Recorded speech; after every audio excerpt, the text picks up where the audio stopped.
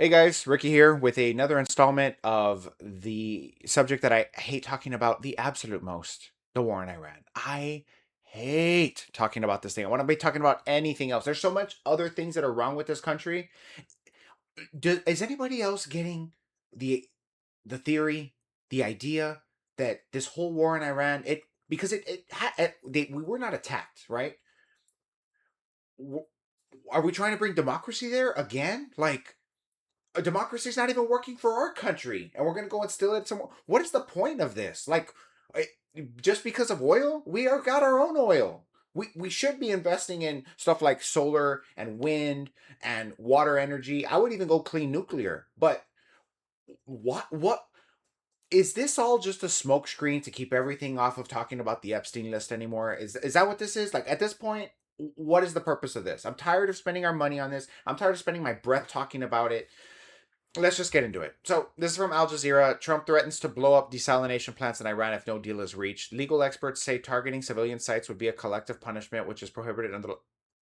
Yeah, of course it would. Yes, Donald Trump has renewed his threat to blow up a range of civilian infrastructure in Iran, including all the country's desalination plants, in a move that would threaten the water source for millions of people. In addition to the over 200 children, innocent children we've already killed, and the over 3,500 people that we've killed in this country that's done nothing to us. And we continue to send more billions of dollars, and now we're going to start to just dehydrate and take the water away from millions of people, which experts say would be illegal. It would be illegal. That's an international freaking war crime. But this man, of course, what would he be scared about? A guy that has on numerous occasions talked about, bragged about, laughed about committing crimes and then continues to get elected and face absolutely no repercussions for it. And it's just, isn't it just so perfect that he's the face of the Republican Party, and the Republicans are the ones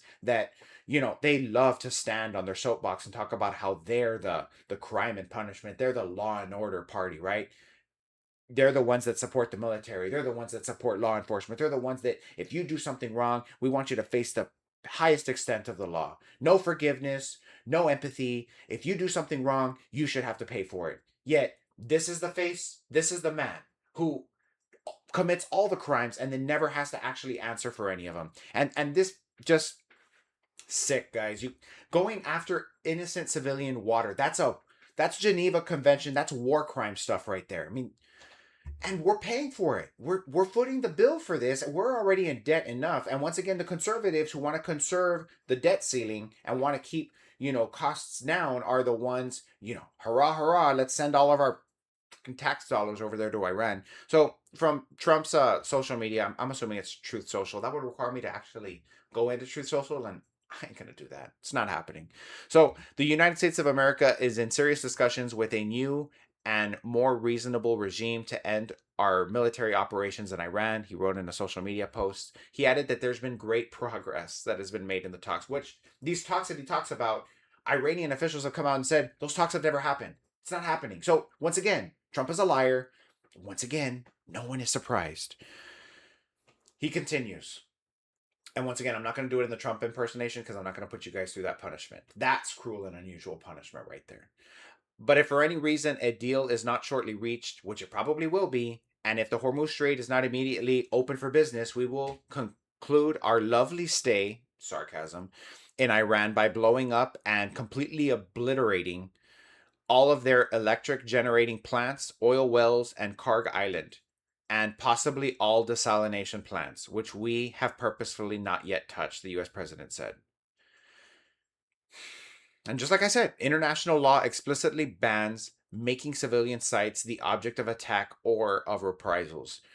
Uh, yeah, Yustra, Sweden, an assistant professor in international law at the University of Manchester, said Trump's threat reinforces the climate of impunity around collective punishment and warfare.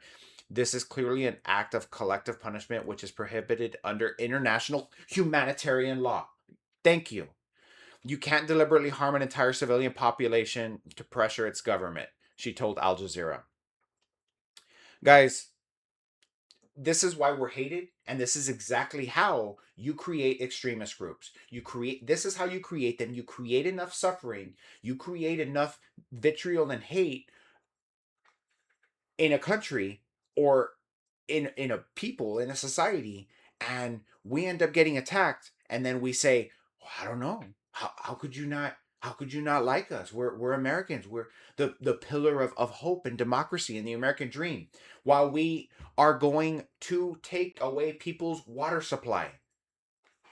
What are we doing in a desert country that already doesn't have water to begin with? We're going to actually attack millions of civilians. He's a sick man. We shouldn't be in this war. I'm tired of talking about it. Just once again, guys, the worst news ever from one of the worst people ever. So anyway, that's that video, guys. Thanks for watching me just slowly slip into just psychosis again. Plenty of other videos for you guys to watch. Thanks for watching. Thanks for subscribing to the 10 people that watch this video, and to my 30 subscribers. I love you guys. What would I do without you? Thanks again, guys.